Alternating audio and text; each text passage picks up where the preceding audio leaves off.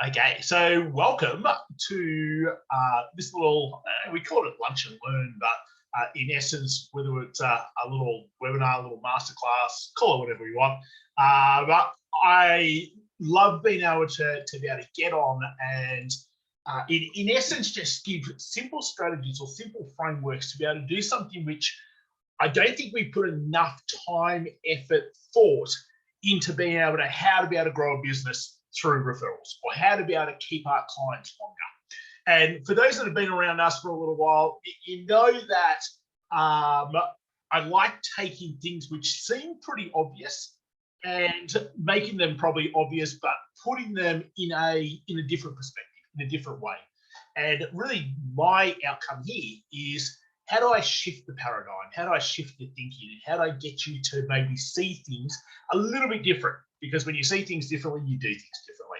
And my job here is sort of complete if we get to help you grow your business just one or two little ways that grow your business. Then in the end, my job is done. So today we're about how to increase your client referrals, and more so, how to be able to increase them without I suppose in essence, without that awkwardness that most people have, where they've got to ask their clients, can you refer us? And in essence, it's sort of like you're begging. And we don't want to be that person, and we don't want to do that. So quite often then, we don't ask, which is also a mistake. So I hear all the time people simply just going, hey, if you do a good job, then just ask them. Well, it's not as simple as that. Like, it'd be great if all it was do a great job and ask them. But when you think about it, you're supposed to do a great job. Like, that's what they pay you for. So unless the agreement says, I'll do a great job and you'll pay me and give me referrals, well, in essence, the unwritten agreement is, hey, I do a great job for Jeff. Jeff pays for the great job. Done. That's our relationship. So therefore, if we want the relationship to be, I do a great job for Jeff, Jeff pays for that great job being done, and Jeff becomes a ranting, raving, talking, walking billboard for me, then I have to do more than just simply do a great job. And I think that's the first thing that we've really got to be able to put our thinking around, is it's a lot more than just simply doing a great job. So there's a couple of problems. The first problem to me is always our thinking. It's always us. We're too logical. And again, the people who are around us for a little while, you know, my passion is very much around neuroscience. It's around the psychology. It's around human primal instincts and the way we are as human beings. Because as much as we're all unique individuals, we're not. We are all hardwired exactly the same. We all have exactly the same primal instincts. We all have exactly the same survival orientated brain. So when you start to understand that, and that's why we talk about the limbic advantage and the limbic part of the brain versus the cortex part of the brain, which is very logical and analytical, all of a sudden, when you change the way you think, you'll change the way that you do referrals. And in particular, the way you do client referrals. Because for most people, it is. If I do a really good job, they will refer. No. Or if I do a really good job and I put this process or these stepping stones in place, then they will refer. No. So where I want to be able to get to in this sort of little lunch and learn session here is to allow you to understand that there really are two different ways of thinking. There's a logical process part. Now, this only makes up like 5% of what is actually important. So if you think it's about, well, if I do this, then they'll do this, then this, then this, then this, or what's the script, or what's the stepping stones, or if I pay them, they'll give me referrals. No, it's not the case. We are all emotional beings, okay? So we all do things based on emotions. And your emotion this very minute, I can guarantee you, will probably be different in 5 minutes' time. and in an hour's time, and by the time that your day finishes, because our emotions change the whole time. And we don't take into business in general enough of this limbic decision-making, human behavior controlling part of the brain. So what I'm going to get through here is to be able to show you that there's a lot more when you're creating your client referral frameworks than just simply, hey, do a good job, turn up, and they'll refer, because it's not the case at all. And I want to be able to give you things to be able to look at and do that right now you just might need to tweak, or you might need to look at and just go, you know what? I could probably be doing that a little bit better right now. The simple fact is, people will happily refer you when they understand how much you care about them. And therefore, that means that you've got to have a pretty good client journey pathway. It means you've got to be good at evoking brain chemicals in your clients. It means that it's so much more than just simply doing a good or great job. Like, that should be a given. And if you don't do that, then obviously that has to get fixed up first of all. But it is more than that. And this is where this started from. So there was a service provider that we used last year, and it was fantastic. Our business got a lot from it. I got a lot from it. I've known the person for a little while. I like what they do in their work. And then probably about 3 months ago, so we finished up, say, January. So 3 months ago, this is like 4 or 5 months later after we'd finished, there was this email that came out. And you could tell it was a blanket email to every single person that they had worked with.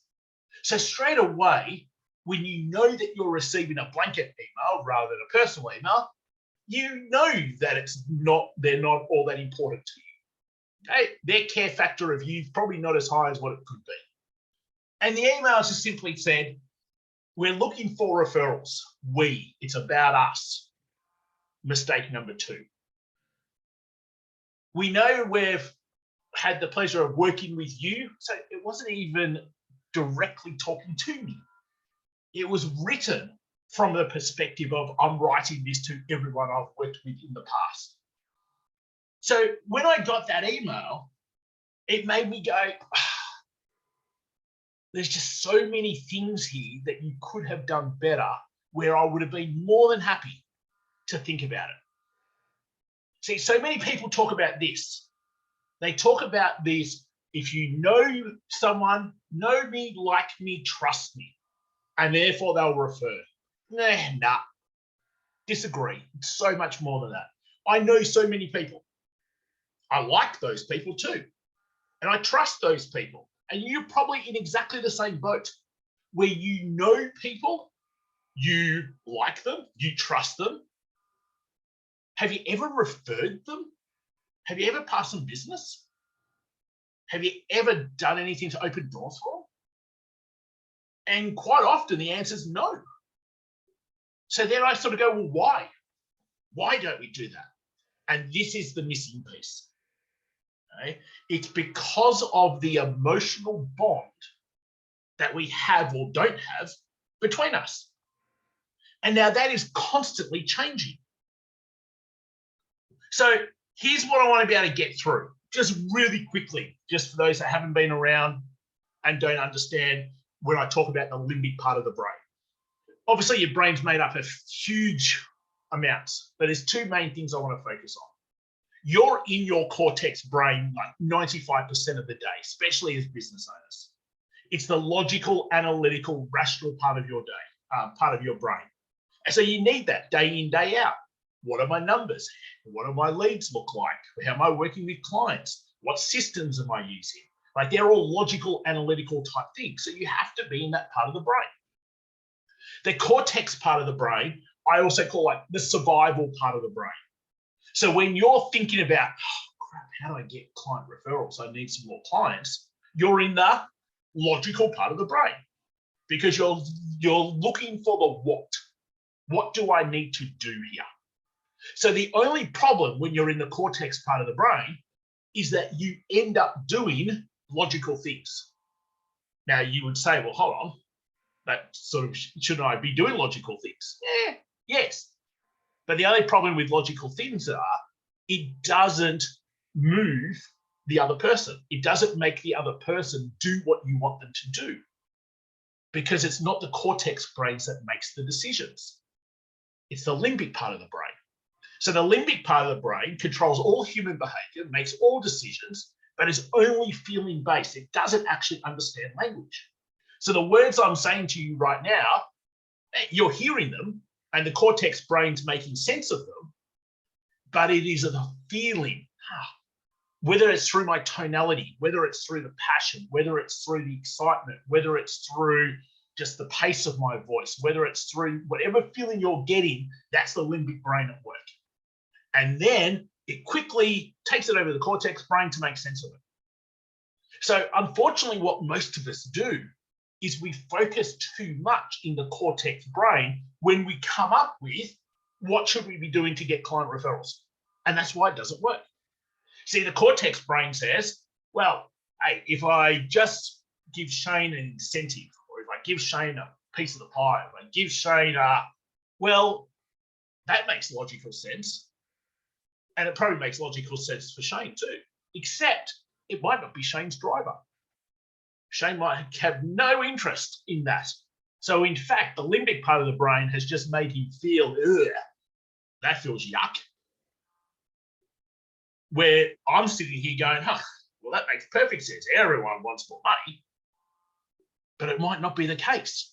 And we constantly do small little things like that to shoot ourselves in the foot. And then that puts even more strain on our client-provider relationship. And it's why quite often then we just hope that our clients pass us referrals rather than asking for them, because there's no way we want to put ourselves in that awkward position when right now the client-provider relationship's really good. So we don't want to stuff that up. So I think that's really important. And there's a lot of stuff we go through to just understand that you have to have and have to be in your cortex brain the majority of the time, because that's your survival brain. That's why your brain was given to you. But in business, honestly, it is killing you. And it is killing you because simply your prospects, your clients, your suppliers, your team, every person that is a human being makes all their decisions and controls all their behavior based on feeling, not on logic. And they do that in the limbic part of the brain. So that is where we have to make a huge switch to how we do things. So today's all about client referrals. To me, we have to work up the journey. Okay? We have to start at the bottom, and these are the 4 key things that we have to think about to get ourselves on the right path. The first is around how you think. And I just spoke there about the cortex brain and the limbic part of the brain. See, if you're trying to create client referrals in the wrong part of the brain, then there's no possible way that they can be in the right part of the brain. You have to be in the limbic brain for them to be in the limbic brain. So your thinking around how you create client referrals probably has to be completely changed. That's part of what today is all about, to be able to get you thinking the right way. The next big part is around, what does your client journey look like? Okay, so what does your client journey look like? Now, when we talk about client journeys, we break our client journeys up into 2 parts. We know that the first 30 days is absolute paramount. So what does the first 30-day experience look like when someone becomes your client? And we map it out. So this is what happens on day 0. And this is what happens on day 2. And this is what happens on day 7, all the way through to what happens on day 30. But then we have a second that starts on day 31 and goes all the way for the average lifespan of our clients. And the average lifespan of our clients is 3.5 years. So we have from day 31 to like day 1600, a client journey pathway. Because when you've got a client journey pathway, that focuses on this care factor, focuses on evoking brain chemicals, then all of a sudden, the client journey pathway is already doing 80% of the client referral lifting for you. But most people don't. Most people might say, I'll do something at Christmas time for them. I'll send them a gift. I'll send them a card on their birthday. And that's their client journey pathway. That's it. Where what we focus on simply is how do we create, and there's 4 brain chemicals, 3 positive and 1 negative. Dopamine, positive brain chemical. We all need dopamine every single day. We get dopamine by the sun, the fresh air. We get dopamine by the things that we enjoy doing. If you're not creating dopamine between you and your clients, you probably need to be out of business, because in the end, you've got to be creating dopamine with your clients. Oxytocin, how we bond with each other. We're going to be creating oxytocin with each other. Serotonin, fun, adrenaline. So they're the 3 positive brain chemicals, and then the negative brain chemicals, cortisol. So if you're not creating a client journey on purpose, then you just don't even bother asking for client referrals, because you don't care enough about your client for them to give you client referrals. So the client journey is so important to make sure what happens in the first 30 days, and also then what happens from day 31 to whatever the average lifespan of your client is. The next part, how do you make it easy for them to refer? And I'm about to talk, in fact, let's come over right now and look at this right now. We talk about this referral meter, and a level 10 referral is what most people think is what a referral is. So let me just look at who's on my screen here. Tara's on my screen. So a level 10 referral would be where I go, Tara, I was just speaking to Heather the other day, and Heather really needs help around, insert what Tara does. And I was explaining everything to Heather about you guys and what you do and the service you provide and how great you are. And Heather was really excited to be able to use you guys. So let me just set up a 3-way call and introduce you to Heather, and you take it from there and explain how you could help them. That's a referral, without a doubt. I call that a level 10 referral, because it's pretty much a done deal. Unless Tara came on and just completely stuffed it up. Because of the credibility I have with Heather, I'm transferring that to Tara. Done deal. But you can't grow a business through level 10 referrals, because how many times does that come along in a given year? 3, 4 times a year if we're lucky. But you can grow a business through referrals. You just have to change what a referral actually means to you. So this is what a referral is in my world. It is where somebody I currently know introduces me, and there's a transfer of credibility, to somebody who I don't currently know that has the pain point that I solve. That's it. So I know Jeff. Jeff introduces me to someone who I don't currently know, and there's a transfer of credibility because they've got a great relationship with Jeff, from Jeff to me. And that person has the pain point that we solve. They're looking to grow their business. They're looking to get more referrals. They're looking to keep their clients for longer. That doesn't mean that that person's ready to use us this right very second. But that's up to me to be able to nurture and deepen my relationship with. That's not up to Jeff to do that. So what I have to do is I have to find easier ways to allow people to refer us. So on this referral meter, we might come down to like a level 6 type referral, where Jeff might share some sort of guide or PDF or attraction tool that we have with that particular person. Jeff has introduced us to someone who I currently don't know, who has the pain point that we solve, and we've made it easy for Jeff to be able to do that. It might be where Jeff invites them to come along to our masterclass that we're doing, or says, hey, go and have a look at this thing, or come along to collaboration party that Michael runs and come meet some great people. See, if we don't make it easy for our clients to refer, like if the only option you have is introduce me to somebody who you think can use our stuff, it's too hard. It's why they can't refer anywhere near as much as what you would like them to. You have to have easier options for your clients to be able to refer you business. And if you don't, you're just waiting for that level 10. And I don't know about you, but I reckon it maybe only happens 3-4 times a year if we're lucky. So if you only want 3-4 times a year to get referrals, fine. Otherwise, make it easier. Everybody can come up with ways to make it easy for their clients to refer. Then the last part, and to me, the fun part, is all about then how do you gamify it? Right? How do you make it fun?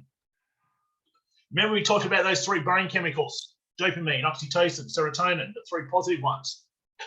Well, there's one thing that hits all 3 of those all at the same time, and that's fun. Fun creates all 3 brain chemicals at the same time. It creates trust and bond, which is oxytocin. It creates enjoyment. It creates thrill, serotonin. Makes us feel good, dopamine. So you got to think about then, how do you gamify it somehow? And there's lots of different ways to be able to do that. But when you put change your own thinking, has to be number 1. Then you look at, what does my client journey look like? Because if I don't have a strong client journey, the game is already finished. Like, you're already shooting yourself in the foot and making it so much harder than what it needs to be. Yeah. How do I make it really easy for them to be able to refer to me?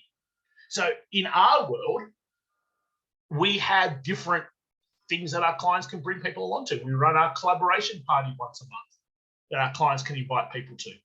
We have these sorts of little sessions that our clients can invite people to. We have our intensives for Partnership Club that our clients can invite guests along to. We have different things that make it easy for them just to be able to come across anyone that they come across to day in, day out, and just simply share and say, hey, I'm going to XYZ. Do you want to come along too? Because that is so much easier for someone to do than to go, oh, well, actually, I know Shane, and Shane's got some really good products. Maybe you should use. That's a harder conversation for your clients to have. And therefore, they have that conversation a lot less often. So think about how you could make it easy. Okay? And then the final thing is, how do you gamify it? So gamifying is where you can thank them. And I very much use this language on purpose. It's not rewarding clients, because then that's bribing them. You don't need to bribe them. If you do a great job at step 2 in the client journey, your clients want to help you because they feel bonded to you. They feel loyalty to you. And that's why that client journey is so important. But at the same time, you should always thank them. And that's why I use that language of thank rather than reward. Because it's not rewarding. It's just being a normal, decent human being and saying, thanks so much for thinking of us. Thanks so much for putting in the time to introducing me to so-and-so. And here's the mistake when people try to gamify it. They try to do the same thing for everybody. Now, I still remember, it's probably a decade ago, when this occurred that I've sort of shared the story for this amount of time, where say thank you by giving us movie tickets. I'll go, that's really nice, thank you. I can't stand going to the movies. I couldn't think of anything worse. So I don't. And on the flip side, it's like give someone a bottle of wine. I've been thanked many times for the bottle. I don't drink at home. I just don't. I'll drink if I'm out, but I'm not taking the bottle of wine that was sent to me as a thank you out. So therefore, it sort of sits there and becomes a thank you for somebody else, or it just sits there. You see, a lot of times we try to save time, effort, we try to sort of systemize it, we try to automate it a little bit, and therefore we lose the ability to make it fun in the way we gamify it. Don't lose that, because as soon as you lose the fun part, because that's part of the thrill of why they do something for you. So let me get to one of the real big mistakes. They are referring you to help you. No, they're not. Is that part of the equation? Yes. But they're referring because it reflects back and makes them look good to the person that they're referring on to you. So don't ever lose sight of that either. This is not about you. And the sooner we can remove our own ego and our own thoughts around, oh, they're referring to help me. No, they're not. They're referring, Jeff refers me because that makes him look good to Shane. And my job is to ensure that Jeff looks really good to Shane. And if you have that way of thinking, Jeff will more than happy refer more and more and more and more and more people, because you constantly are making him look good. And whether we consciously are aware of this or not, that's just a human need. Right? We all have that, and that's what our ego is 99% all about. So you've got to take you out of the equation when you are getting client referrals. So if I go back to that original email that was sent out a couple of months ago by this particular service provider, we are looking for referrals. That's a huge mistake. It's like, what can you do for us? How are you going to help us? How are you going to? And yes, that's part of it. And we know that that's part of it. But when you come from that perspective, you straight away just sort of show that this is just simply a transaction and a number to you, and you really don't actually care about me at all. And you've probably got lots of instances in your own world, even over the last week, let alone month, where someone has sent you something and it's left a bad taste in your mouth, or you've cringed at it, or you've just hit delete straight away and haven't even bothered looking at it. Why? Why did you do that? And then when you answer that, make sure you never do the same thing with your clients, because they'll have exactly the same reaction. Okay? Why I hate the get a gift card for filling in the survey after you use certain providers. What's that about? It's you don't really want the information. You're just making yourself feel good that they're saying you did a good job. Okay? It's about really changing your perspective on how you see that. Okay, so what is then the solution? This is how I think about it when I think about client referrals. Obviously, you've got an end outcome. So the end outcome is they become a new client. Okay? For them to become a new client, let's work ourselves back. They have to somehow come into your world. Okay, so we call that they've got to come into your audience somehow. Because once they're in your audience, for them to become a new client, what needs to happen? You need to be able to deepen the relationship. That's why someone becomes a client in the first place. Right? They resonate with you so they can respect you, so they can be inspired by you, they can see how you make their life better. None of that happens unless you deepen the relationship. That could happen in minutes, it could happen in hours, it could happen in months, but it has to happen. It can't happen if they're not in your world. So you need to think about how are you going to get your clients to be able to bring new people that you currently don't know into your world. Lots of different ways that could happen for each of you. So there we come back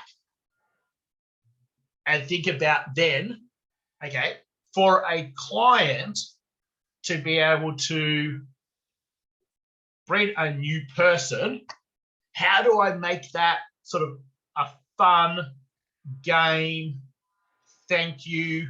And in essence, what this now does is it starts to set up the process. You got to work from the end backwards. So then the very first step, but at the same time, the last step,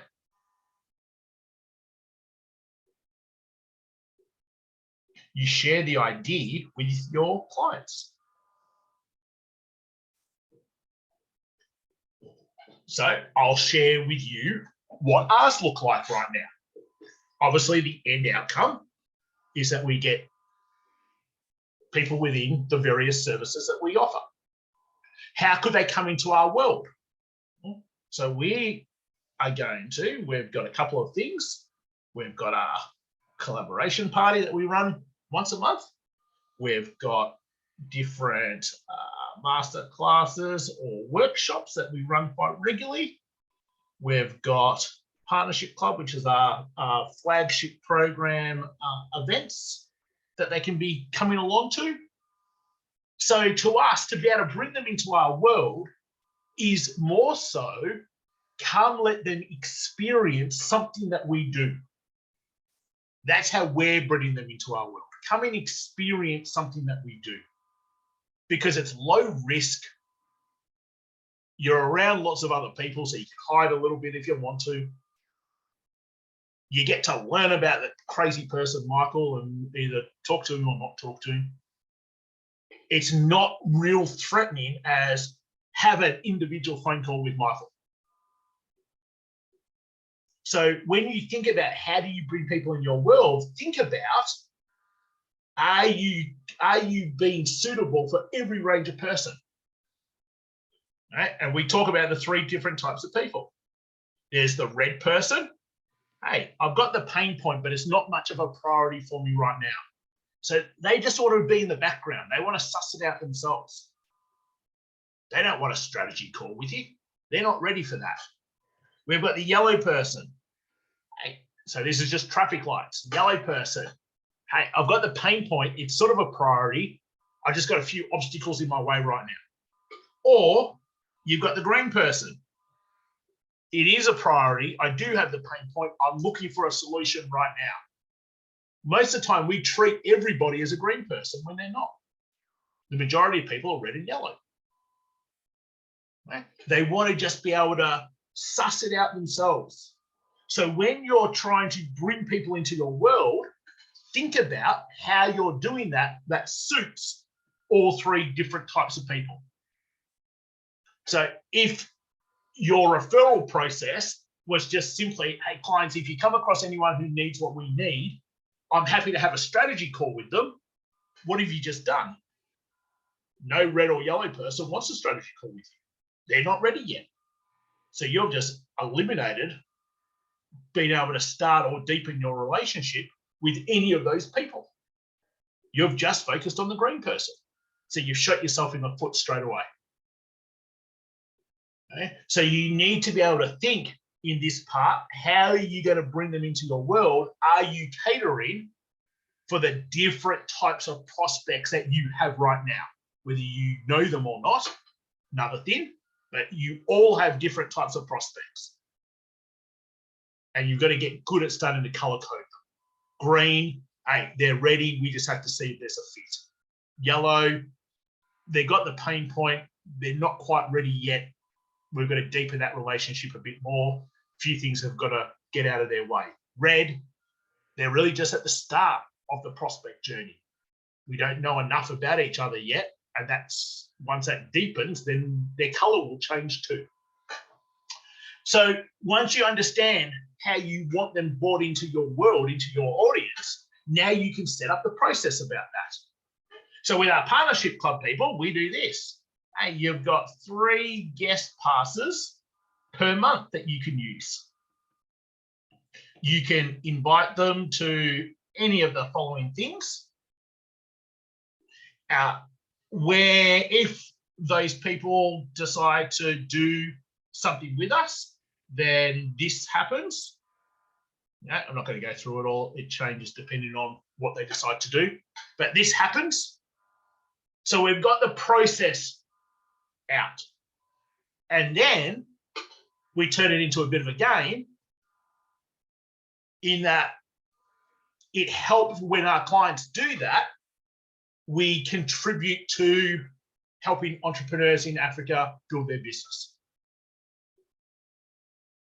So some good comes out of that at the same time. So now we're left with the last thing, share it. Share what we're doing with our clients. When we think about what's actually taken place here, I think there's a couple of key things I want you to take for you to ask these questions when you set up your own process. Ask yourself, am I just sharing the game, which is what we're doing? We're sharing the game. You've got 3 guest passes. Here's where you can invite them along to, et cetera, et cetera. Or am I, in essence, I don't like the word begging, but in essence, it's what you're doing. Am I begging them to find people for me to talk to? Which is not what you want. So that means then that this hasn't been set up well enough when you answer that question. Okay? The second thing I want you to go is, have I made it really easy for my clients to bring anyone that is like them into my world? Because that's what you want, isn't it? When you change your perspective of what a referral is, and you stop thinking that only clients can bring you a level 10 referral, you're going to have an awful lot more opportunity than what you're taking right now. Level 10 referrals are great because you hardly have to do anything. No, don't be so lazy. I'll take 50 level 6 referrals any day of the week. It gives me more people to deepen my relationship with. All we're saying, if all you can have is level 10 referrals, that you're not great at being able to nurture or deepen relationships with people. And to me, that's rubbish. Of course we are. You wouldn't be in business if you weren't. So think about how you're making it easy. That's generally the stumbling block for most people. Okay? So with that sort of quickly gone through, you've got to change your thinking. You've got to get out of the logical, boring, rational cortex brain into the limbic brain. You've got to look at your client journey. Step number 2. Look at your client journey and how are you actually creating brain chemicals in your clients day in, day out. Number 2 is probably 90% of why clients refer. If you do that, hopeless, everything else is shot. Are you doing it easy for them? Have you got easy options for your clients to be able to find referrals for you? How do they just bring people into your world? And how do you make it fun and how do you gamify it? That is the framework, is the thinking, is the process behind being able to generate referrals from your clients without having to actually go and say, hey, clients, do you have anyone that you can refer to? I don't need to use that language, and you won't need to use that language either. Okay? When you put things in place, you share what you've put in place with your clients. It's a fun thing that they can be involved in. That doesn't mean that you don't ever talk about it. Of course you have to talk about it. Of course you have to remind them about it. but it's something more enjoyable to do than just simply going, oh, Jeff, do you know anyone you can refer me to? Like it's you don't need that conversation. And there's a better way of being able to do it. Okay, so hopefully it's super helpful. Where you want to be able to get to, like if you go, where should I get to after this? Draw out something as simple as that. Your end outcome is the new client. How can you bring people into your world? How can you get your clients to bring new people into your world? Think about that part. Right? That's there. Then that will naturally allow you to think about what does the process look like, which most people are quite good at because that's using the logical brain. The first part's really easy. Share it with your clients. Now, if your clients don't take it up or do things with you, I can just about guarantee that it probably doesn't have a great deal to do with this. It has just about everything to do with your actual client journey and the way you communicate and the way your relationship is with your clients. Because most people just don't even come close to thinking or putting enough importance on what they actually do with their clients week in, week out, month in, month out. Like I said to you, do you know what's happening in your client's life? I can tell you, I know in every single one of our clients what's actually happening in their life. Who had a death in the family yesterday? Who just had a newborn niece born this week? Who's been in hospital? Who's out of hospital? Now, I get when you have thousands of people, but then you've got account managers, and account managers have to know that. That's the level of client journey that everyone should aspire to get to, because then you know exactly what's going on all the time, and your clients on the flip side know how much you really care. Do you think they're going to do stuff for you? They'd only be happy to. So, again, guys, really appreciate you jumping on, joining. Hopefully it's been super helpful. Let's get questions and open the floor and do a bit of Q&A, because I'm sure we have. People who are watching this as a recording, please shout out with your questions, and happy to be able to get them answered also.